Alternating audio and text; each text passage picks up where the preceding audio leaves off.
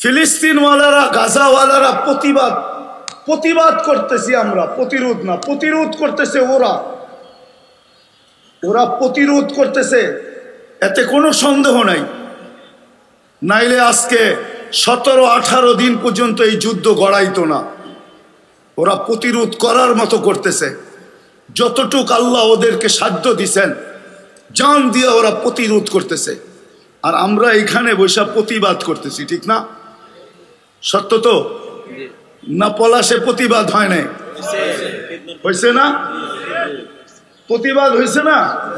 আমরা প্রতিবাদ করতেছি, কিন্তু রাগ হয়ে যায় না। এই মজমায় মনে হয় একজনও পাওয়া যাবে না যে আজকে যতদিন হইল প্রথম দিন থেকে আমি প্রতিবাদের সাথে সাথে প্রতিদিন ওদের জন্য 2 রাকাত সালাতুল হাজত পড়ছি, এরকম একজনও মনে হয় এখানে পাওয়া যাবে কিনা আমার সন্দেহ। রাগ হয়ে গেলেন? উচিত কি ছিল না? কোরআন কি এটা বলে না ওয়াস্তাইনু বিসসাবরি ওয়াসসালাহ? তাইলে আমরা প্রতিবাদই করলাম শুধু, আর আজ পর্যন্ত একবার 2 রাকাত সালাতুল হাজত পড়লাম না। ওলামাদের পায়ে হাত রাখি, রাগ হয়েন না। ওলামা পর্যন্ত নাই, তোলাবা পর্যন্ত নাই, রাগ হয়েন না, আপনাদের পায়ে হাত রাখি। উচিত ছিল আমাদের যে আল্লাহ আমরা প্রতিবাদ করতে পারি, প্রতিরোধ করতে পারি না, দূরত্ব বহুত, আর ওরাও প্রতিবাদ করে উঠতে পারতেছে না। আল্লাহ তোমার শিক্ষা ওয়াস্তাইনু বিসসাবরি ওয়াসসালাহ, বিদায় আমি সেজদায় পড়ে গেলাম, তোমার কাছে ফেক্স করলাম, মেসেজ করতেছি তোমার কাছে।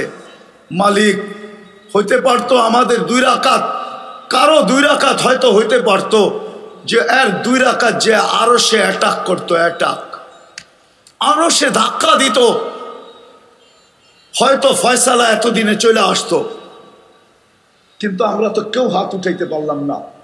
বিদায় পায়ে হাত রাখা বলি আজকের থেকে অঙ্গীকার করেন, যতদিন পর্যন্ত সিদ্ধান্ত না হবে ততদিন পর্যন্ত প্রতিবাদের সাথে সাথে আমরা 2 রাকাত সালাতুল হাজত পড়ব। তাইলে বুঝবো আপনি ফিলিস্তিনের সাথে মুখলেস, নাইলে আমি মনে করব আপনি মুখলেস না,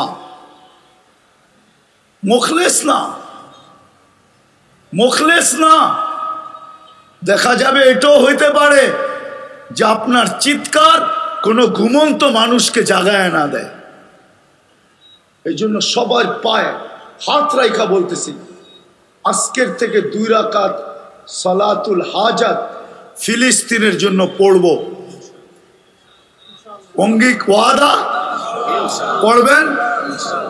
পড়া সেজদায় যে আল্লাহর কাছে কাঁদেন, আল্লাহ চলে আসলে কিচ্ছু লাগবে না।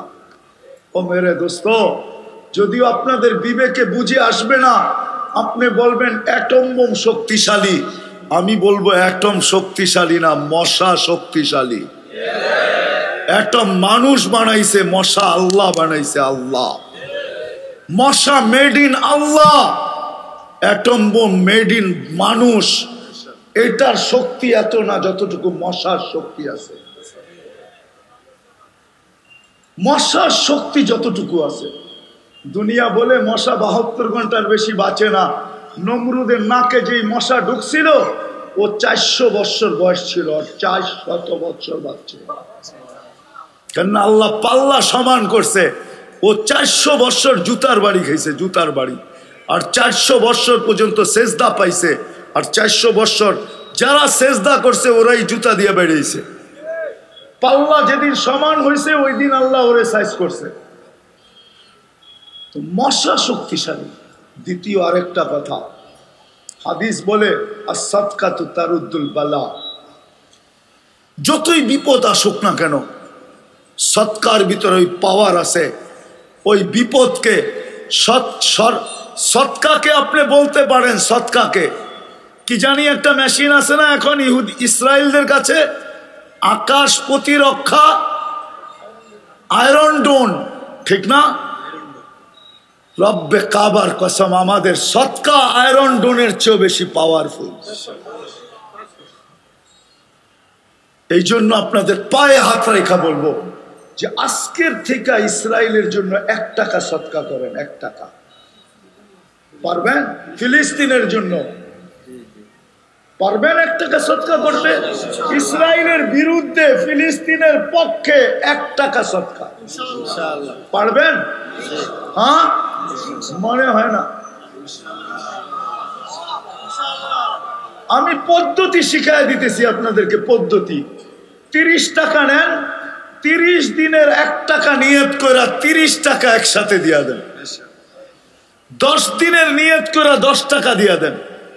20 দিনের নিয়ত করে 20 টাকা দিয়া দেন। আমি 2 টাকা করে 60 টাকা বলবো না, 10 টাকা করে 300 টাকা বলবো না, বা 100 টাকা বলে 3000 বলবো না। 1 টাকা করে 30 টাকা দেন। আমার বিশ্বাস আয়রন ডোনার কি এই বিপদ দূর করার জন্য এর চেয়ে বড় ডোন হয়ে আপনাদের সদকা বাহির হবে। এইখান থেকে উঠবে আর ইসরায়েলে যায় পড়বে, যদি আমরা করতে পারি।